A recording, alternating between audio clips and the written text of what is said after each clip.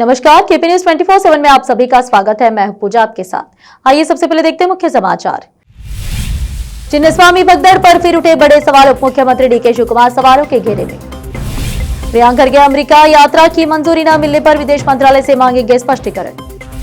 कर्नाटक सरकार ने आवासीय योजनाओं में बढ़ाया अल्पसंख्यकों का आरक्षण, बढ़ाकर किया 15%। कर्नाटक के साथ सीमा विवाद सुलझाएगी महाराष्ट्र सरकार, दोबारा गठित की उच्च स्तरीय समिति। सारी परियोजनाएं बिहार को उज्जवल भविष्य की तरफ ले जाएगी, सीवान की रैली में पीएम मोदी। दिव्यांग छात्र ने राष्ट्रपति मुर्मू को जन्मदिन की कुछ ऐसी दी बधाई कि भावुक हो गई राष्ट्रपति द्रौपदी मुर्मू।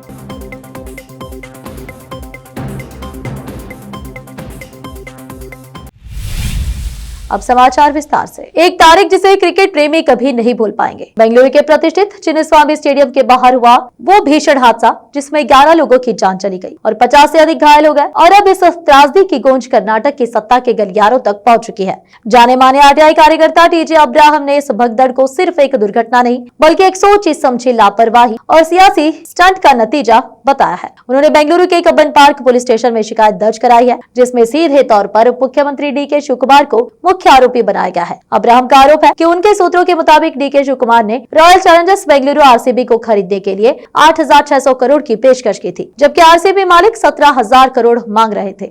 हालांकि शिवकुमार ने पहले आरसीबी खरीदने की खबरों को मजाक में उड़ाते हुए कहा था कि मैं आरसीबी क्यों खरीदूंगा, मैं तो रॉयल चैलेंज भी नहीं पीता। लेकिन अब्राहम का दावा है कि विक्ट्री परेड को जानबूझकर रोका गया ताकि क्रिकेटर्स को देखने के लिए फैंस स्टेडियम के बाहर जुटे और डीके शिवकुमार स्टेडियम पहुंचकर इसका सारा क्रेडिट ले सके। कर्नाटक के आईटी-बीटी मंत्री प्रियंका खरगे ने गुरुवार को कहा कि वह विदेश मंत्रालय को पत्र लिखकर आधिकारिक कार्य से संयुक्त राज्य अमेरिका यूएसए की यात्रा की मंजूरी न दे जाने पर स्पष्टीकरण मांगेंगे। प्रियंका ने बताया कि इस महीने की शुरुआत में विदेश मंत्रालय ने उन्हें अमेरिका जाने के लिए आवेदन करने से मना कर दिया था, जिसमें उनका नाम अधिकारियों के साथ शामिल था। इसके बाद उन्होंने बिना नाम के दूसरा आवेदन किया, जिसे मंजूरी दे दी गई। बेंगलुरु में एक संवाददाता सम्मेलन को संबोधित करते हुए मंत्री ने कहा कि वह मुख्यमंत्री से अनुरोध करेंगे कि वह प्रधानमंत्री को पत्र लिखकर इनकार करने का कारण पूछे। उन्होंने कहा कि केंद्र सरकार द्वारा मुझे खारिज किए जाने से मुझे कोई समस्या नहीं है, लेकिन मैं विदेश मंत्रालय से सिर्फ अस्वीकृति का जवाब और कारण जानना चाहता हूं। प्रियंका ने केंद्र सरकार पर इस मुद्दे पर राजनीति करने का आरोप लगाया। आप राजनीति करके $10 ट्रिलियन की अर्थव्यवस्था कैसे बनेंगे? क्या आपको लगता है कि हम अपने दौरे के दौरान राजनीति करते हैं? जब डोनाल्ड ट्रंप कह रहे हैं कि मेक इन इंडिया नहीं होना चाहिए, तो मुझे लगता है कि विदेश नीति के साथ साथ हमारी निवेश नीति भी अमेरिका को आउटसोर्स कर दी गई है।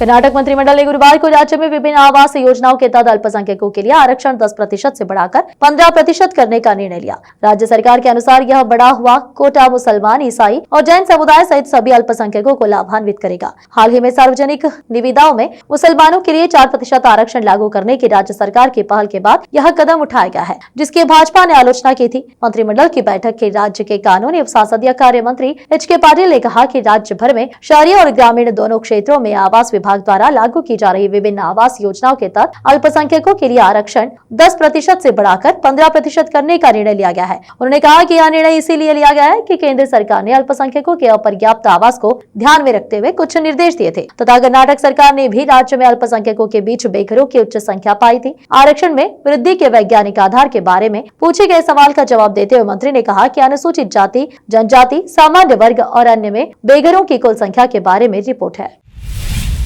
कर्नाटक के साथ चल रहे सीमा विवाद को सुलझाने के लिए महाराष्ट्र सरकार ने पहल की है। महाराष्ट्र सरकार ने इस मुद्दे को लेकर सीएम देवेंद्र फडणवीस की अध्यक्षता में दोबारा उच्च स्तरीय समिति का गठन किया है। यह समिति सीमा विवाद से जुड़े महत्वपूर्ण फैसले लेगी। महाराष्ट्र और कर्नाटक के बीच 1957 से सीमा विवाद चल रहा है, जब भाषाई आधार पर राज्यों का पुनर्गठन किया गया। महाराष्ट्र की मांग है कि कर्नाटक में शामिल बेलगावी को महाराष्ट्र का हिस्सा बनाया जाए, क्योंकि वह 1957 में बॉम्बे प्रेसिडेंसी का हिस्सा था। वहाँ मराठी भाषा आबादी काफी है। इसने 800 से अधिक मराठी भाषी गांवों पर भी दावा किया है। वहीं कर्नाटक राज्य पुनर्गठन अधिनियम और 1967 की महाजन आयोग रिपोर्ट के अनुसार भाषाई आधार पर किए गए सीमांकन को अंतिम मानता है। अब फिलहाल एक छोटा सा ब्रेक।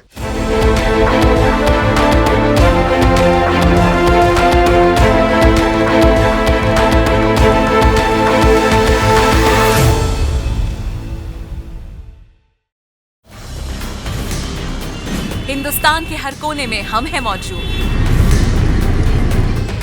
24 घंटे हालात पर गहरी नजर,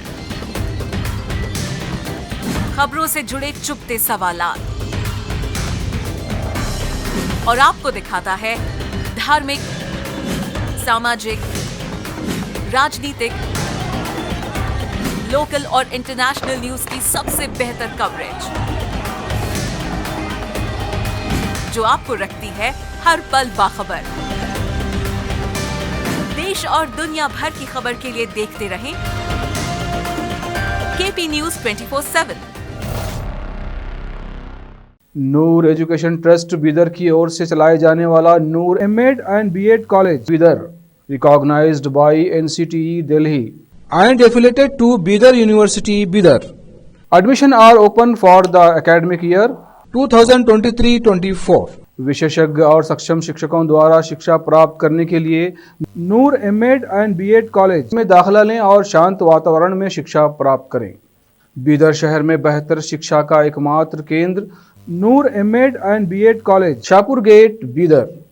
फोन नंबर्स 9945283920, 8482221297।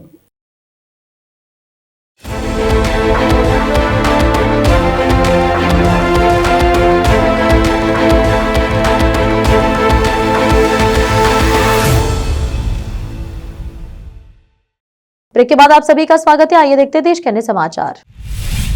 एनसीपी प्रमुख शरद पवार ने शुक्रवार को कहा कि महाविकास आघाड़ी के घटक दल महाराष्ट्र में निकाय चुनाव साथ लड़ने पर विचार करेंगे। सुप्रीम कोर्ट ने राज्य में जल्द निकाय चुनाव कराने का निर्देश दिया है और इसकी प्रक्रिया जल्द शुरू हो जाएगी। शरद पवार ने कहा कि अभी तक साथ चुनाव लड़ने को लेकर कांग्रेस के साथ कोई चर्चा नहीं हुई है। हमारी पार्टी उद्धव ठाकरे की शिवसेना, यूबीटी और शेतकारी कामगार पक्ष और अन्य पार्टियां साथ बैठक गठबंधन में निकाय चुनाव लड़ने की संभावनाएं तलाश करेंगी। जल्द ही इस बारे में अंतिम निर्णय लिया जाएगा।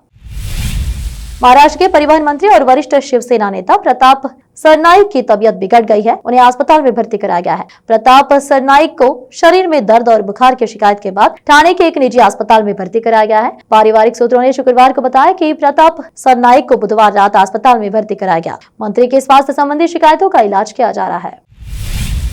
प्रधानमंत्री नरेंद्र मोदी आज बिहार दौरे पर सीवान पहुंचे हैं, जहां पीएम मोदी का जोरदार स्वागत किया गया है। बिहार सीएम नीतीश कुमार ने पीएम मोदी के किए गए कामों की जमकर तारीफ की। पीएम मोदी ने सीवान में राज्य के लोगों को करोड़ों रुपए की योजनाओं की सौगात दी। बिहार के सीवान जिले में प्रधानमंत्री नरेंद्र मोदी की जनसभा को लेकर लोगों में गजब का उत्साह देखने को मिल रहा है। आज सुबह से ही सीवान से सटे छपरा और अन्य जिलों से बड़ी संख्या में लोग कार्यक्रम स्थल पर पहुंच रहे हैं।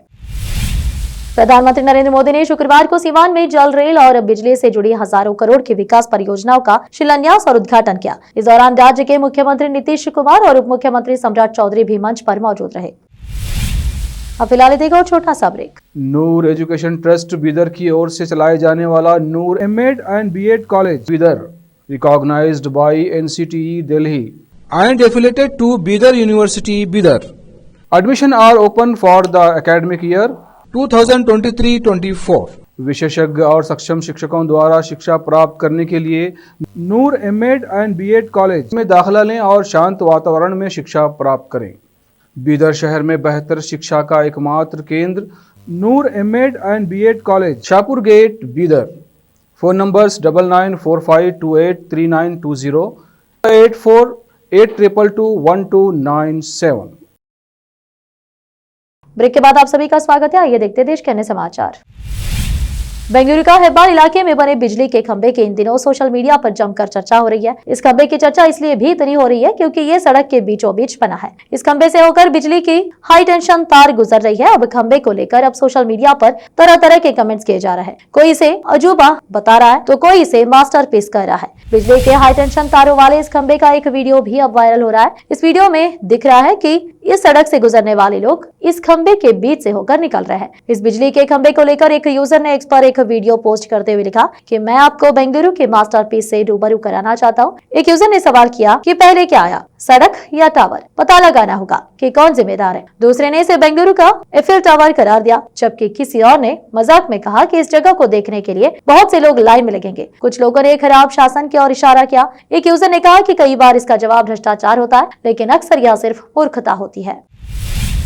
राष्ट्रपति द्रौपदी मुर्मू का आज जन्मदिन है। इस खास मौके पर उन्होंने देहरादून के राष्ट्रीय दृष्टि दिव्यांगजन सशक्तिकरण संस्थान के छात्रों के साथ कुछ वक्त बिताया। राष्ट्रपति मुर्मू के जन्मदिन के मौके पर इस संस्थान के छात्रों ने खास कार्यक्रम का आयोजन किया। राष्ट्रपति मुर्मू इन दिव्यांग छात्रों की प्रस्तुति को देखकर भावुक हो गयी। राष्ट्रपति द्रौपदी मुर्मू के भावुक होने का वीडियो अब सोशल मीडिया पर जमकर वायरल हो रहा है। इस वीडियो में दिख रहा है कि वह मंच पर बैठी है और उनके जन्मदिन के मौके पर दिव्यांग स्कूल के छात्र उनके लिए बॉलीवुड का मशहूर गाना गा रही है। इस गाने को सुनते ही राष्ट्रपति इतनी भावुक हो गई कि उनके आंखों से आंसू छलक गए।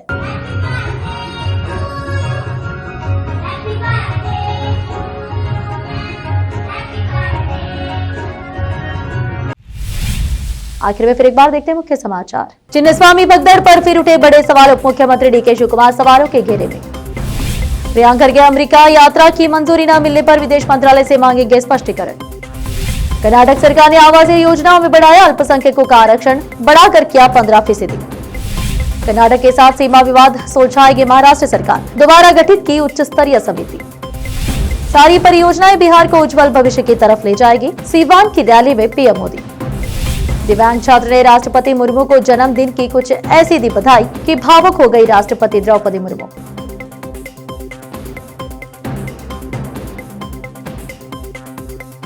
देश विदेश और स्थानीय समाचारों के लिए देखते रहिए आपका अपना चैनल KP News 24/7। अधिक जानकारी के लिए चैनल को लाइक, शेयर और सब्सक्राइब करना ना भूलें। धन्यवाद।